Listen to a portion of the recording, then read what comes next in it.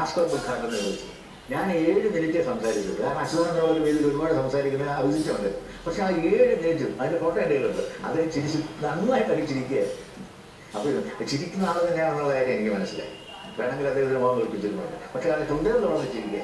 അപ്പൊ താങ്കൾ ശരിക്കുള്ള ഹാസ്യം കണ്ടെത്തുന്നു എന്നുള്ളതാണ്. മറ്റുള്ളവർ ചിരിക്കത്തില്ല എന്ന് പറയുന്ന മനുഷ്യർ അല്ല, ഞാൻ ഉണ്ട് എന്നുള്ളത്. അതായത് ഞാൻ ഏറ്റവും സമകാലിക ഉദാഹരണം ഇപ്പൊ സന്തോഷ് പണ്ഡിറ്റാണല്ലോ ഏറ്റവും വലിയൊരു കഥാപാത്രം. കോളേജിൽ അവിടെ സന്തോഷ് പണ്ഡിറ്റുമായിട്ട് ബന്ധപ്പെട്ട് അസോസിയേറ്റ് ചെയ്ത് എന്തെങ്കിലും പറഞ്ഞാൽ അതിന് എഫക്റ്റ് ഉണ്ടാവുന്നത് ഞാൻ മുൻകൂട്ടി കണ്ടിട്ടാണ്.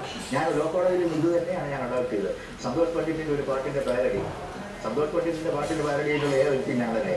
ഹാസ്യം എവിടെ എങ്ങനെ പ്രയോഗിക്കണം എന്ന് ശ്രീ PC സനൽകുമാറിന് അറിയാം.